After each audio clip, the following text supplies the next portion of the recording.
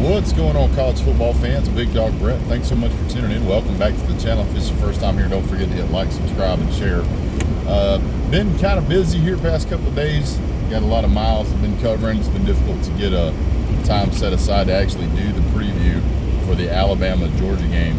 So I got a little bit of time here. I wanted to give you guys some info on that.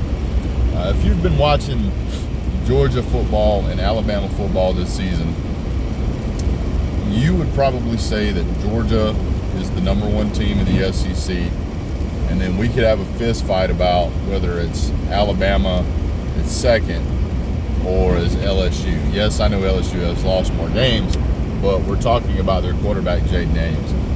Guy's absolutely electric. He's probably going to win the Heisman. For that reason, I would say, it's possible to put him in that category. Carson Beck is second in the SEC only to Jaden Daniels, so I think that guy should win the Heisman. But as far as the quality of the football teams, Alabama overall is a better football team. So what we have seen so far is an Alabama team.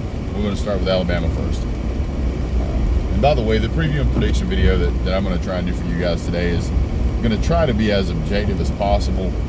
We'll make another video later, smack talk, whatever you want to call it. We'll get into that later, but I want this to be as objective as possible, especially for the Alabama fans that have appeared out of the woodwork for some reason. You guys have absolutely found a reason to get out the flags and start waving and cheering and telling everybody else in the world they suck, and it's kind of funny. But we're going to get into the Alabama team itself. So first off, let's talk about Jalen Milroe. Jalen Milroe has had some good games. The guy is a good quarterback. He's really good at being able to scramble and create plays with his legs. But if I put it in perspective for you and I told you that he was not as good as Stetson Bennett was, a lot of people would take offense to that. They would say, "Oh, what are you talking about?"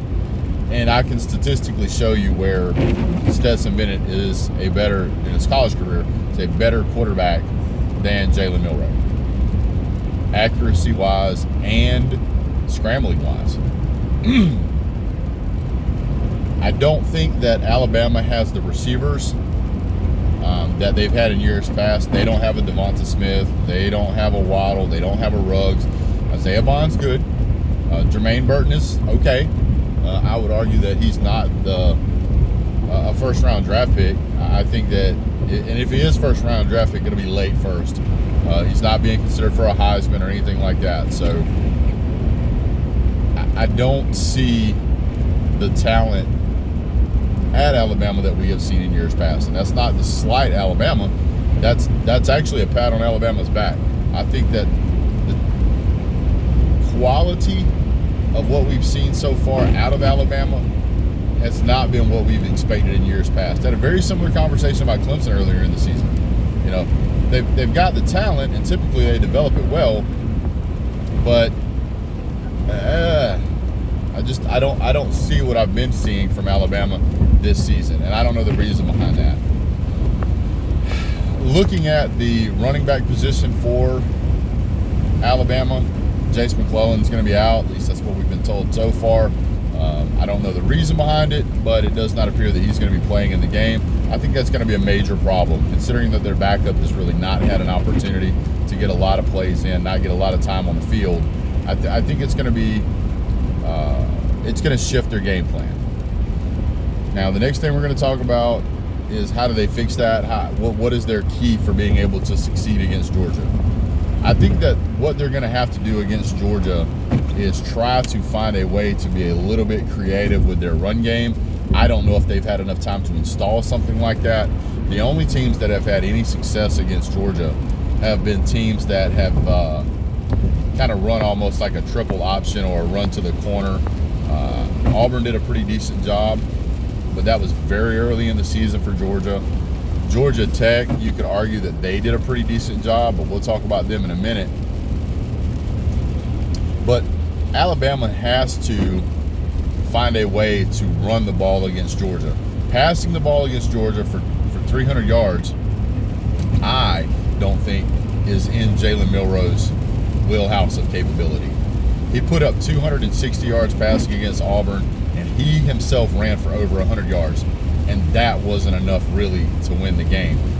It came down to a miracle catch at the end of the game on one of the worst defensive calls I think anybody's ever seen in a game, for them to win that, pull it out at the last second. Now, that is a game Alabama should have lost. If you are a Crimson Tide fan and you say that you had no doubt in your mind whatsoever, I would question your grip on reality. If you just believe in your heart of hearts that Alabama is going to go down the field and they're going to throw a 40-yard pass on 4th down and catch it in the end zone to win the game by 4 points or 3 points, that's you just knew that was going to happen with the time running out on the clock, I would have to say, what is wrong with you? That's not normal. I think that even if Jalen Milroe puts up that kind of performance, especially missing their star running back, it's going to be very, very difficult to still win that game. In order to win a game against Georgia, considering that Georgia's primary weakness has been the running game, if you want to say that they have one, I think that it's going to be very, very difficult for Alabama to score more than 21, maybe 24 points. Now, that having been said, let's talk about Georgia. And I know the first thing that Alabama fans are going to say. Alabama fans are going to say, yeah, we did poorly against Auburn, but you guys only beat Georgia Tech by 7 points, and Auburn's an SEC, and we were playing a Jordan Hare. That's not the point.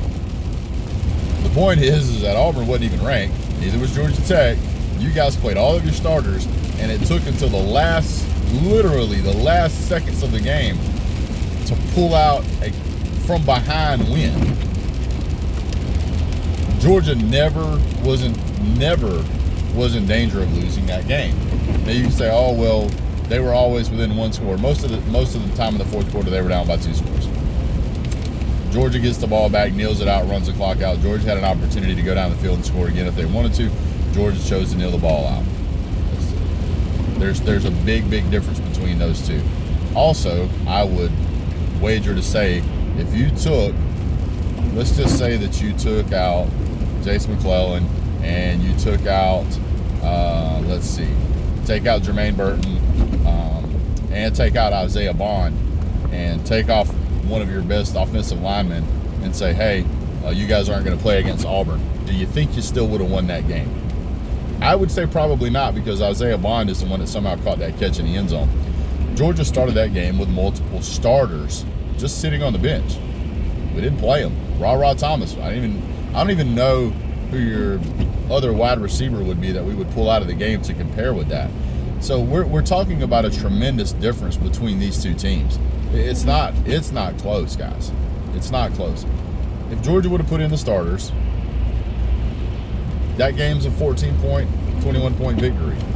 Everybody that's talked about that game has said that the objective of that game was to get past that game with as few injuries as possible. How do you get through those games without injuring your star players? It's pretty simple. You don't play them. You don't play those guys. You sit them on the bench. And so when that happens, when you set your star players on the bench and you're still winning by 14 points in the fourth quarter against a Power 5 opponent who is dramatically improved, I think they have either the second or third best rushing offense in the ACC, so they're not a slouch. But they, even with Georgia handicapping itself, they could, and playing them at Bobby Dodd Stadium, they couldn't win. Now let's talk about Georgia's weapons going into this game. Depending on who we play or who can play, if Brock Bowers alone plays in this game, that should be enough to solidify a victory. There has been no one who's been able to cover this young man. He's an absolutely elite first-round talent. And if you don't believe me, go check the scouting reports. You've got Ladd McConkey. He's also a first-round talent. You got Carson Beck, who's projected to go at this particular point either second or third in the draft. He's absolutely elite.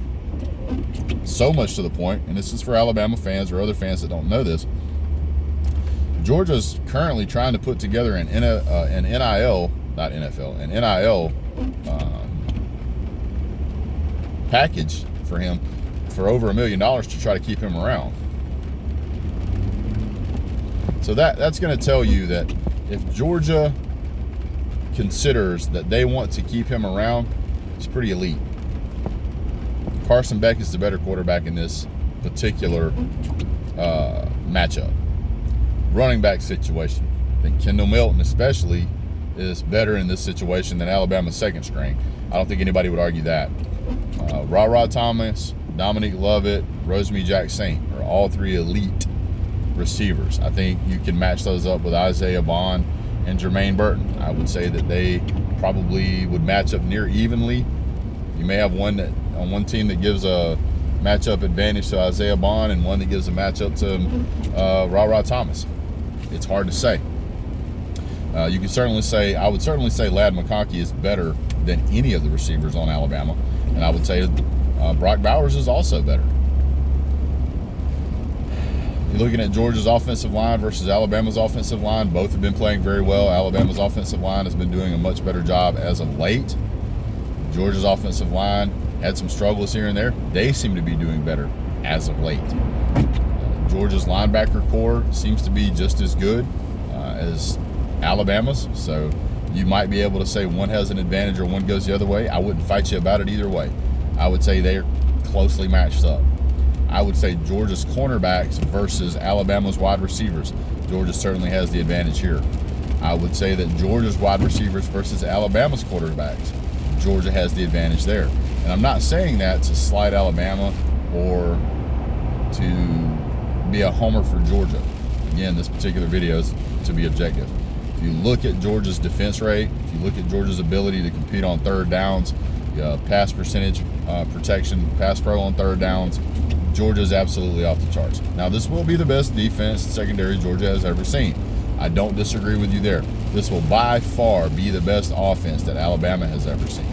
So I think that when you have games like that where you're talking elite offenses and elite defenses, typically the edge goes to the offense. I'll point you back to Georgia's Ohio State game.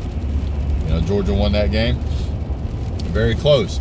Georgia had an absolutely elite defense all year, allowing 10 or 11 points per game all season. And elite offense comes out and hangs 40 points on Georgia. That's what happens when you have elite offenses match up with elite defenses.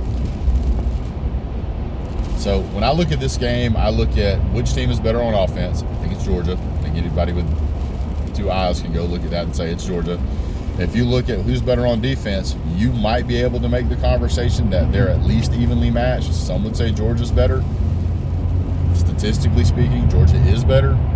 But it's difficult to just say, well, Georgia's better. Okay, let's just compromise here and say they're even, or they're close to being even. That being the case, the advantage is going to go to the elite offense, the better offense, and I think that's going to be Georgia.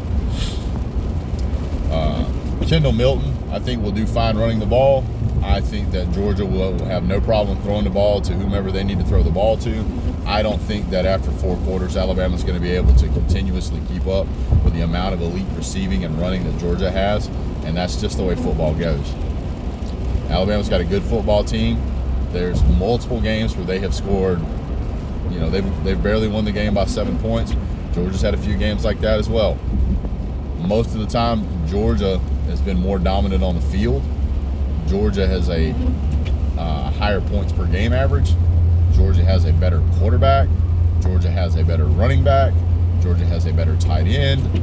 Georgia has better wide receivers. I just don't see a way. I don't see a recipe for Alabama to take Georgia down here. Now, I'm not saying that it's impossible as long as we play the games. But what I'm saying is that unless something crazy happens, like multiple turnovers, multiple problems with being able to get the ball to the right person because of an injury happens or whatever, I don't see a way that Alabama's going to win this game. Now, that is going to lead us to, well, what's going to be the point spread? Well, first, let me back up. There's a lot of Alabama fans that have a long memory of, well, Alabama 19 titles, and listen, there's been years Alabama has claimed a title in a game that they finished 8th in the AP poll. I don't know how you claim a national title like that, but okay. If Georgia did that, they would have multiple, in the teens national titles as well. So the idea and philosophy that, oh, this is Alabama, well, that may exist for fans, but that doesn't exist for players. Players look at this game as that we're going to go out and play this game. Let's get Alabama. Okay, well, Alabama's a pretty good football team. Georgia's already played multiple pretty good football teams this year and done pretty well in those games. By the way, for those that don't know, Georgia's played at least 4 or 5 ranked opponents this year. 2 of them have been in the top 10. Georgia's done extremely well in those games, so I'm not concerned about strength of schedule. I would argue that Georgia's strength of schedule is better than Alabama's strength of schedule. You can go look at a message board and say, oh, Alabama's 32nd, and I could point at the teams and say, yeah, but here's the teams Georgia beat. Hanging 66 on Chattanooga, Western, Northside Tech, or whatever it was. Okay, you're trying to make a case for getting into college football playoff. You got to go out and beat Georgia, and then you still might not get in. So the philosophy and the brain, what's the word I'm looking for? Brain process of, well, we're Alabama. Well, it doesn't fly with a lot of these Georgia players, because a lot of these Georgia players have won 30-plus straight games. They are not going to buy into that. That doesn't compute. And one of the coaches that knows that he can beat Alabama is Kirby Smart. And so I don't think that mindset, that intimidation factor is there. I don't think that there is a way for Alabama to push Georgia around mentally. Alabama has survived some games against some very weak teams. Georgia has not had to survive any games. So when you consider those two factors back and forth, I really think this is a recipe for Georgia to almost run away with this game. So let's talk about it. What is the final score of this game, or what do I predict the final score of this game? I think that Alabama's offense is going to do okay. I think Alabama's offense is going to put somewhere between 21 and 24 points on the board. Now, before I go any further, because a lot of you is going to turn off as soon as I say the Georgia score, a lot of you is going to turn off. Or you're going to jump down in the comment section. You're going to tell me I'm crazy and I'm going to eat my words and all that. Hey, look, I've been doing this a long time. I'll be right here if we lose. I'll be right here if we win. Don't worry. You'll get your chance to rub it in my face if we're wrong. That's fine. But here's what I will tell you. I don't think that Alabama is going to do near the damage that Alabama fans think that they're going to do. If you're going to ask me who has a better defense, Georgia or Auburn, everybody's going to say Georgia. You got lucky and scored 27. Should have scored just 20. The next question is do you think scoring 27 points against Georgia is going to be enough to win? Because I don't. I really don't. I think it is certainly possible that Georgia is going to score 35 to 38 points in this game. I have been around a long time. I'm usually pretty close on the scores. I put a lot more effort into these particular games than I do during some of the regular season games. And from what I can see, Georgia's going to limit that offense to that 21 to 24 point scale. And I don't see a way that Alabama's going to limit Georgia. I think Georgia's philosophy is going to be to get after Jalen Milroe, make him try to run the ball, and they're going to have a plan for that. Yes, I know everybody else has had a plan for that and it hasn't worked out well. I get that. Those teams weren't Georgia.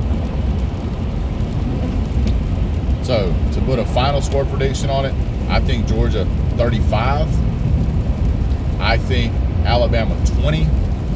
That puts us at the 55-point mark. I think the over-under in this game is 54.5.